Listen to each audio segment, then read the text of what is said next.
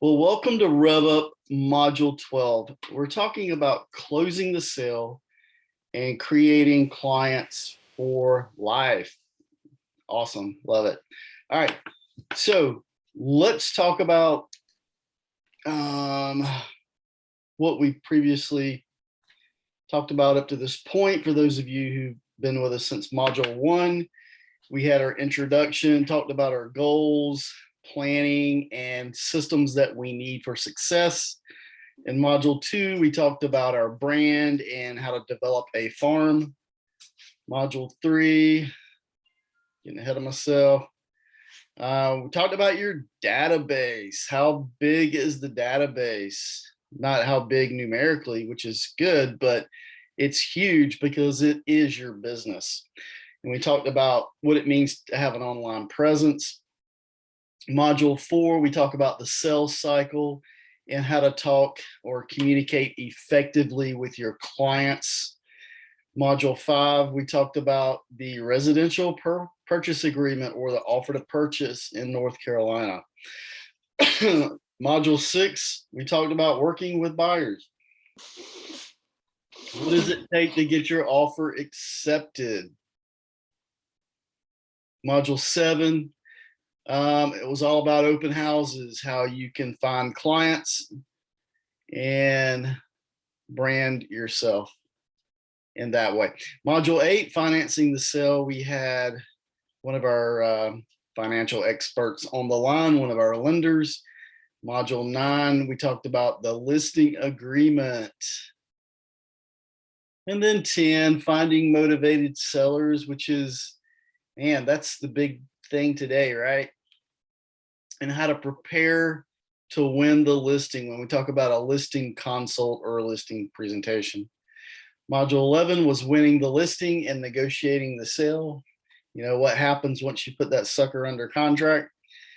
And then number 12, we're going to talk a little bit about closing the sale, working with attorneys, escrow, and then also how to stay in touch with your clients.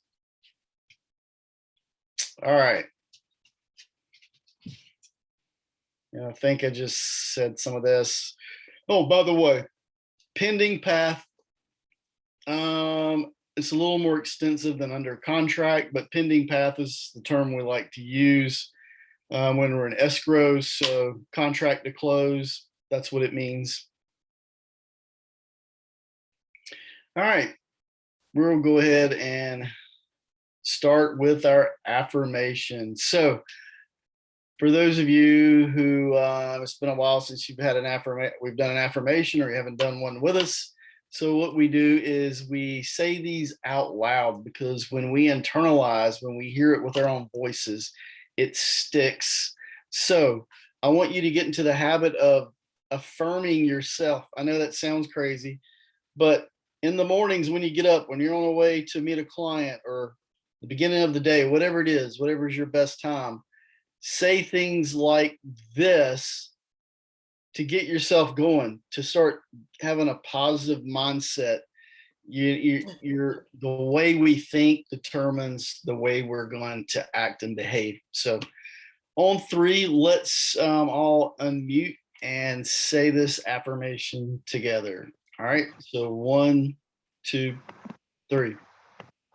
I know my strengths Revenue and what my revenue producing activities are. I love delegating business work to those who are better at it than I. Awesome. Okay, so how many of you actually do this? Who knows I what don't, but I like it. Okay, well, good. We'll talk about, and this is something, by the way, I kind of teach Strengths Finder, how to work out of your strengths, how to use teams to fill the gaps or what we might call weaknesses. I don't like to use the term weaknesses. I think we're just stronger in some areas than others. The point is you're to focus on your strengths and running them. And what is not your strength, we delegate that to others, whether it's a team or a partnership or a transaction, coordinator, whatever it might be. So we can talk about that more in other rev up topics or offline. But let's look at this for a minute. I love delegating the busy work to those who are better at it than I. Let me just give you an example with our firm. So the three owners, myself, Andrea, and Amanda, we all have different strengths, different areas of passion. I think if you know us, you've gotten to know us, you can probably tell what that is. Amanda is really good with the paperwork, with the spreadsheets, with the admin. That's her thing. She's great at it. I hate it. I do it because I have to. I don't want to do it. So you don't want me doing those things behind the scenes. And Andrea, she's just an all around people person. She's a go-getter. She loves doing the hard work. She'll answer all your hard questions. Tell her I said so. But we all are in this together, and we find that when we work together, we can have each other plug in that, like my weak areas, like on the admin side, Amanda picks that up. You know, there are other areas like, I don't know. I'll just stop at that. It's not what Rev Up is about today, but you get the idea. So think about this, internalize it. I really want you to know what your strengths are. If you don't, and you want to get with me and maybe we can have a little class, maybe we'll do a group class. I'd love to do that with you. All right, closing the sale. So when we talk about closing the sale, we use, we often see the closing disclosure. Who has seen a closing disclosure? I guess Jessica will see one here soon, next week. Well, I've seen one personally because I've purchased my own home before. Oh, nice. Good. All right. All right. If you're an accountant, I think you like the closing disclosure. I guess I learned to love it because it's got commission on it. Just kidding. But you need to learn how it works, how to read it, how to explain it.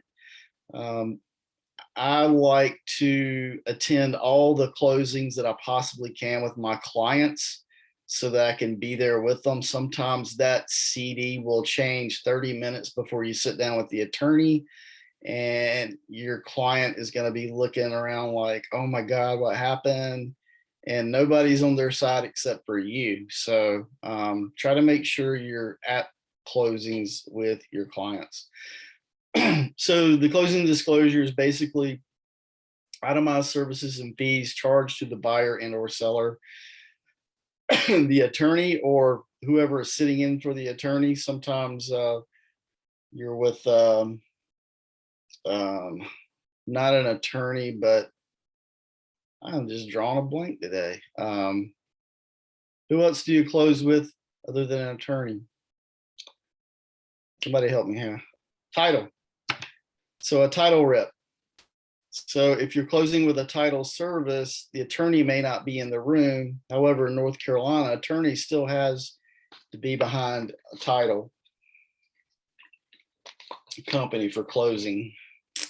If you live out west, it's mostly title companies. In California, Nevada, you never see an attorney when you close on a house out there.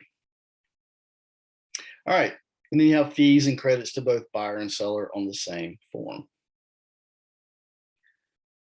All right. What does it mean to open escrow? I'll let you take a look at this definition.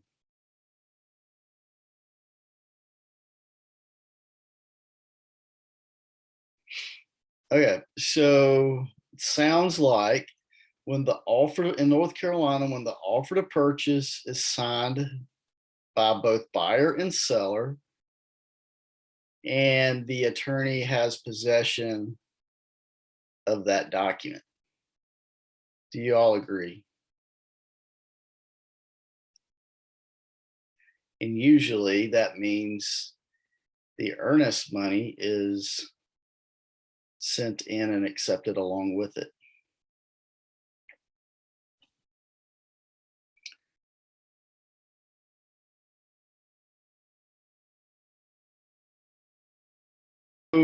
who can tell me what time is of the essence means?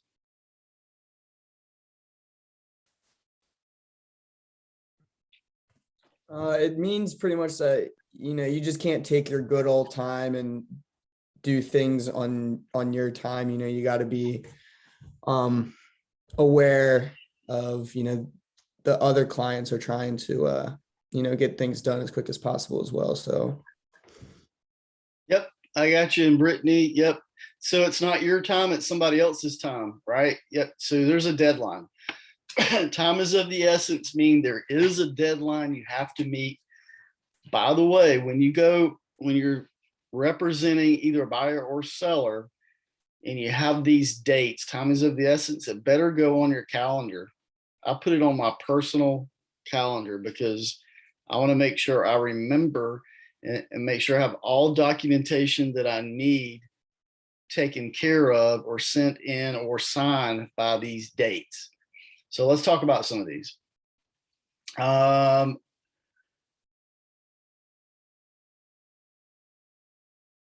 Okay, answer. Okay, so one example of time is of the essence, if you can read this image on the computer, it looks like it's a little hazy. Let's just say you have a multiple offer scenario. How would you, where would time is of the essence come into play in a multiple offer situation? It doesn't even have to be multiple offer, but usually that's where you see it.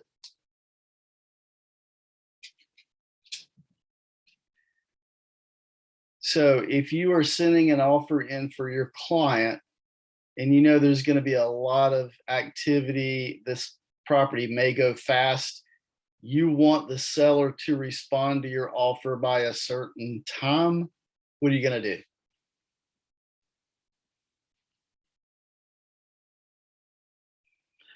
You're going to attach an additional provisions addendum and check the block that says this offer expires by this date and this time.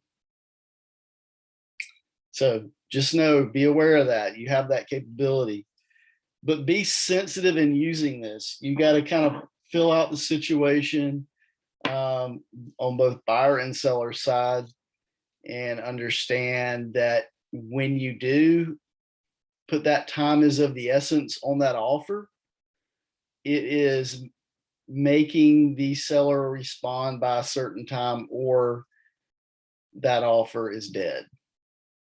So you want to make sure you give the seller an adequate amount of time to consider and respond. Got to be reasonable. All right, loan approval. The buyer must provide proof of loan qualification by this date. And I'm going to tell you, I don't see too many agents asking for this anymore, but something we call loan approval.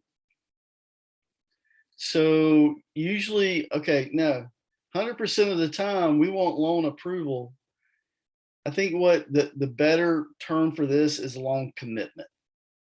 We go into business with somebody when they have a pre-approval, right? Some say pre-qualification. I say no, get a pre-approval.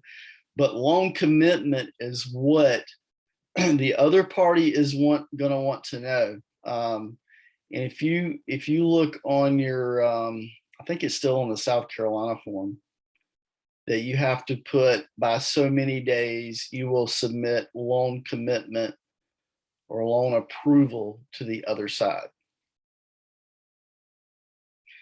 So back in the day, when it was a different market, we made sure that, hey, within about 5 to 7 days, I'm getting a letter of commitment from the lender showing that, hey, yes, they've made it through loan approval and this thing will close. All right. Earnest money deposit.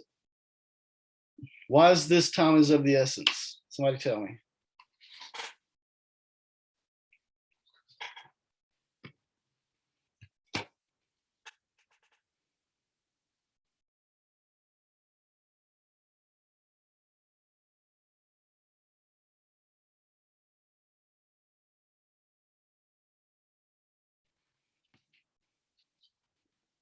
Nobody? So on your offer to purchase, who's written an offer to purchase? Who's had a listing?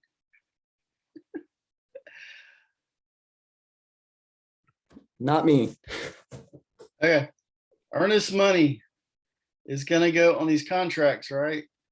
The buyer must deposit funds with the escrow holder by this date. How many days do you have on an offer to purchase when your client purchasing a property and they have to send earnest money to the escrow agent? Is it 3 days? Could be. Could be five. Is it whatever is put on the contract? It's the selections that you have on page 1. Okay. 3 day, 5 day, or this date, I think it says. Okay, so beware, these are the times of the essence opportunities that you're gonna have. How about for inspections?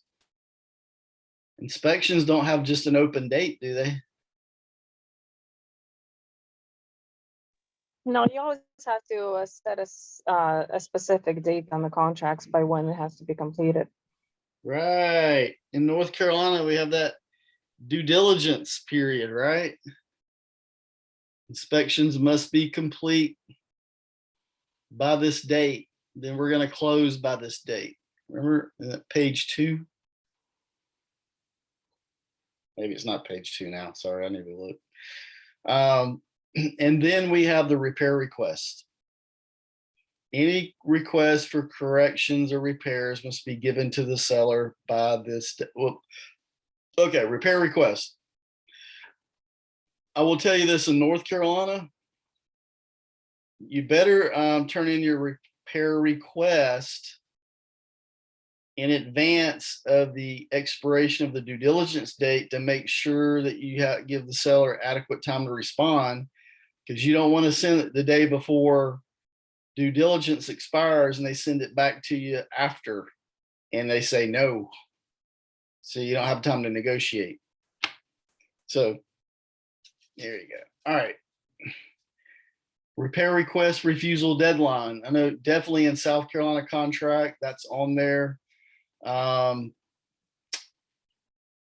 North Carolina, you just need to make sure you have time to get the repair request out there and negotiate it, because you don't know what the seller is going to come back with, or the other party, excuse me. Repair request agreement. If the seller does not agree to make repairs, the repairs typically must complete by a certain date. That's all the same. Any other contingencies in which the buyer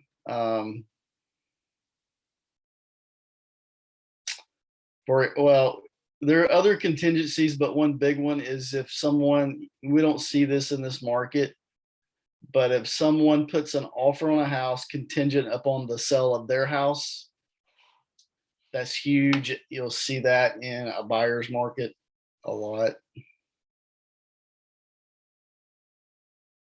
And closing and possession. All contingencies must be removed and all terms performed in order for the sale to record and funds to be released by a certain date.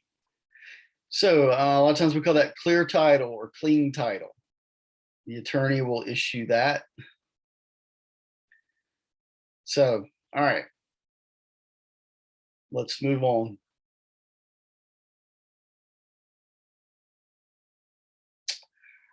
So we gave you some examples of what could hold up a contract or a closing or escrow. Your job is to always anticipate the curve, meaning what should be happening right now. That's what you should know, what's going on in the contract or the transaction right now.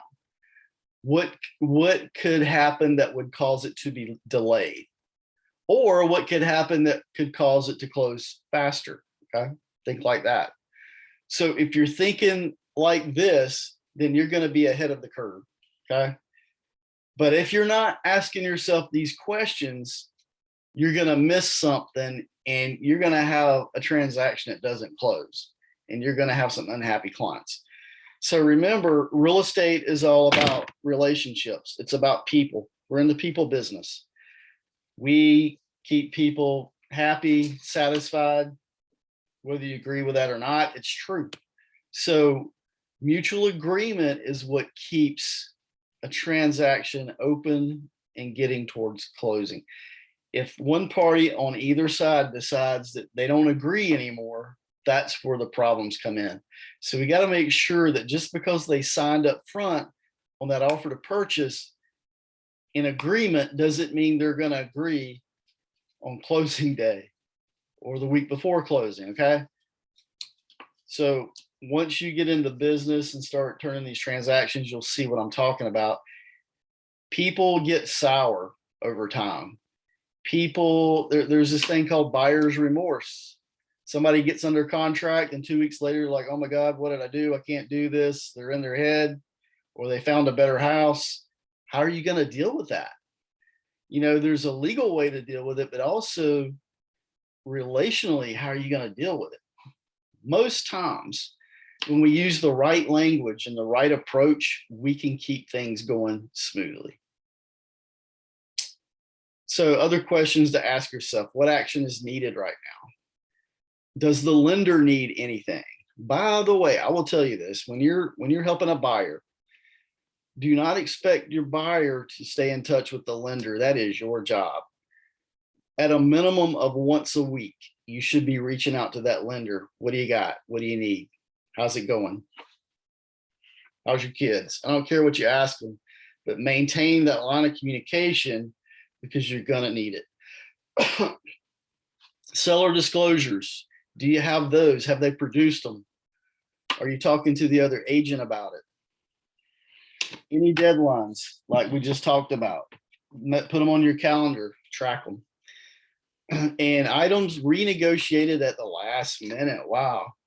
Do you think this could ever happen? Do you think someone Less likely not to happen. I had a sale a month ago, and it was amicable. It was good. It was good all the way to the end. But I can tell you that personal items were negotiated back and forth during that closing.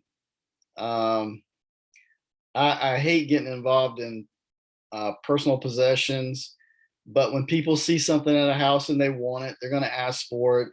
The other side is going to either say yes or no, or then one party's going to not follow up, or again. So my advice to you is personal property that anybody wants should be listed on the contract. Now, keep in mind, the lender doesn't want to see certain things on the contract, the offer to purchase. So you will need to do a bill of sale and zero it out if they're just, passing them over. So I recently had a closing that included 2 4-wheel ATVs. And of course, those ATVs, probably about $16,000 for both of them. So with something that has that much value, the lender does not want that in the contract. So that had to be a separate bill of sale, zeroed out. It went with the house and everybody's happy. Just know how to handle things like that. But beware when you get involved in helping transfer personal property like that. Make sure during I would say the due diligence process that those items are in working order. Okay. Because your client may not want it if it doesn't start, right? Or whatever. All right. Closing the sale. So this includes your competence, you educating your clients, being dedicated, and having the right attitude. So just remember these 4. You've got to stay competent. How do we stay competent in our field? What do we do?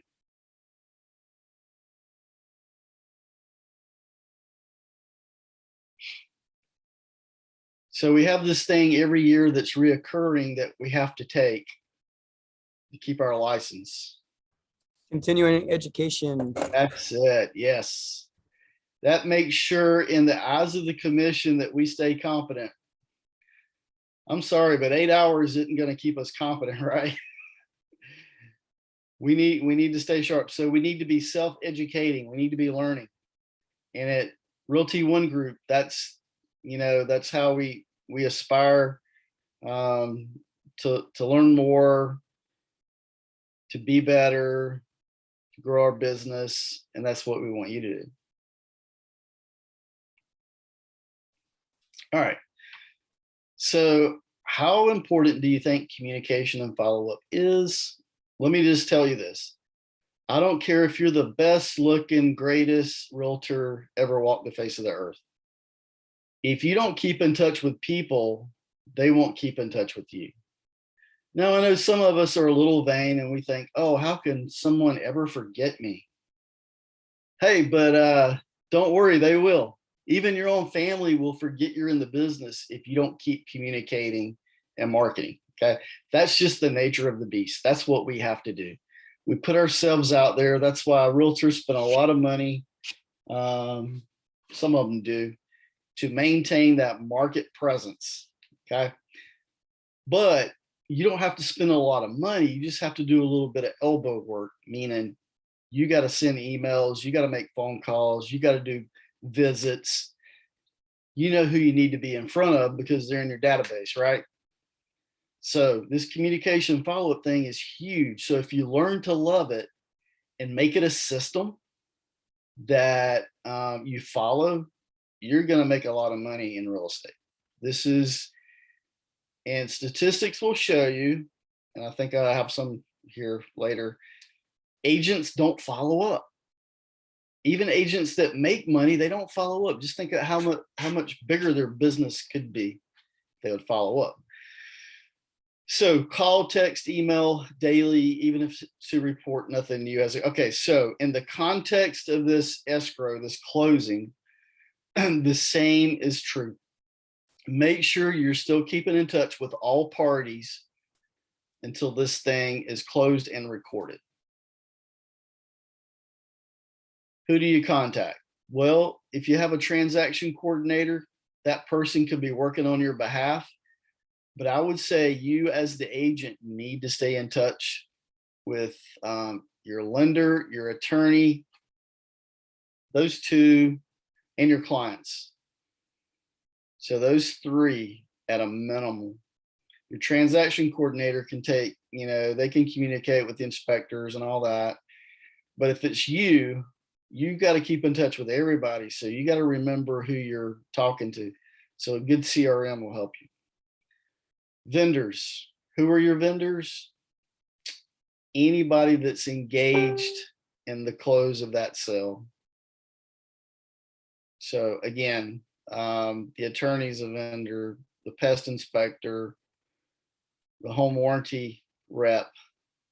Those are all vendors that are going to help you. Okay, when we talk about creating clients for life, what we're talking about is creating repeat business. So you'll hear me say a lot that sphere of influence is huge. I teach agents. It doesn't matter if you're making $1 million on online leads. At some point, that's going to run dry. What's going to keep you in business are your raving fans, people that know, love, and trust you, and who are going to send you business. You got to keep in touch with them. Sometimes it takes a little bit of money, but in reality, it takes a little bit of time. So after you close a client, now that's when you got to remember, think about this. You probably talk to this client every day for 30 days. And all of a sudden you're closed and now they're not hearing from you anymore. They're going to think you don't like them. They're going to think, hey, that person was just interested in me to help me sell my house. So you want to make sure you follow up, stay in touch. A lot of agents that I know, they have their clients become their friends, and that's okay. So make sure you follow up. I love the idea of making them your raving fans. What can you do to make them love you more and more? Send them items of value. And when I say items of value, I mean information is number one. Now that they're in that neighborhood, don't you think they'd like to know if the neighborhood is increasing in value, on average and things like that? Sure. So market alerts, market updates. About 75% of agents never or rarely follow up after the sale. Actually, I think that's about 85%. It depends on what statistic you look at. So set yourself apart and watch the referrals come in, because think about it. Don't you like when people follow up with you? Don't you like it when people remember your name? Sure you do. And we tend to pay attention to those people. So your clients are no different. All right. So do you have a plan to stay in touch with your clients? I'm going to send you some documents following this webinar, and you can take a look at them. They'll help you. But you can do an after sale action plan. So basically, this is a checklist. You can populate this in your CRM and put dates to it, that so many days after you close a sale, you will have certain types of contact with your client. And the key here is being consistent, because the checklist does you no good if it's just sitting there and not acted upon.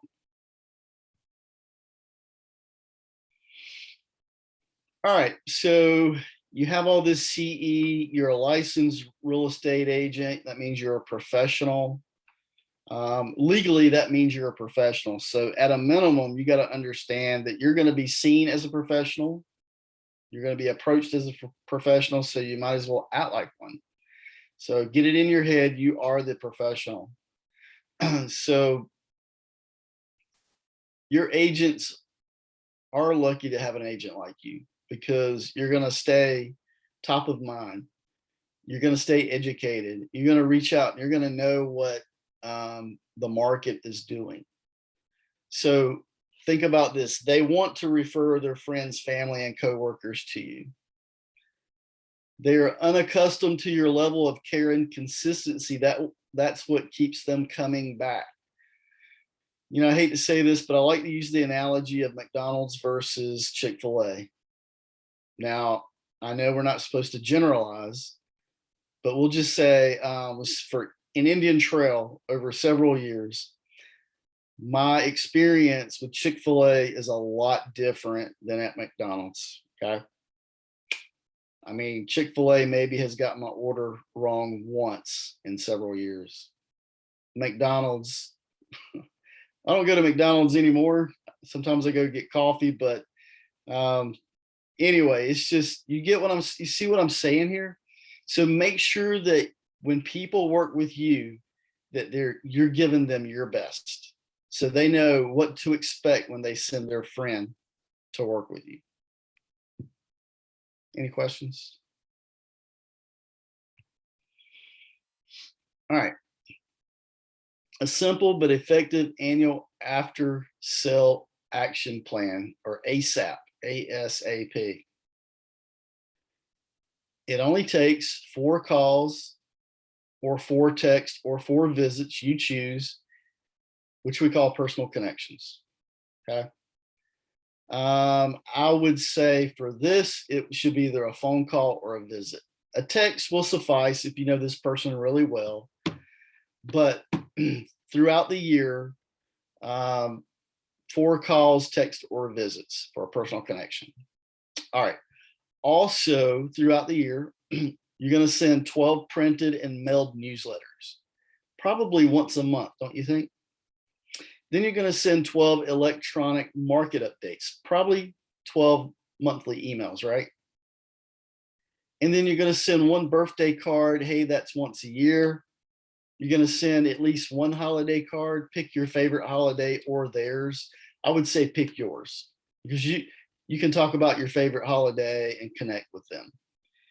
And then social media. So 1, 2, these 6 areas. Let me make sure. Yep. these 6 types of follow-up put into one action plan can keep business coming to you. Look, over a period of 12 months, this is not a whole lot of contact. I'm gonna be honest. You need to be touching them more than this, but this is a very minimal. If you use this template as a minimum, you're gonna get business. So think about it. What do you have to do to make those 4 calls? All that requires is for you to remember it, right? So you're going to put it into your CRM. That's going to remind you because you're putting a calendar on it. And if you go in and check your CRM on a daily basis, or at least 2-3 times a week, you're going to see those alerts that come up that tell you to call so-and-so. Then you're going to set up a newsletter, something like I did with Home Actions. It's very cheap, but it sends, actually, those are the email updates, sorry. But what could you, instead of sending newsletters, what out of your CRM could you send them once a month, put on automation? What do we have in the one suite that's intended for this purpose? Is it the drip campaign? Yep, but specifically, it's our market updates. Oh, okay. They're in color, they're pretty, they're nice. Just send them to your clients. If you don't have that many, you can do it manually. But what you do is you put for each for each client, you set up these drip or these campaigns, and it reminds you to go in and do these things. So let's just say this: 100 clients spread out over 365 days. That means probably 5 to 10 minutes a week or every 2 weeks is all the work you're going to need to do that for 100 clients. Okay. In my database, I've got over 3,000.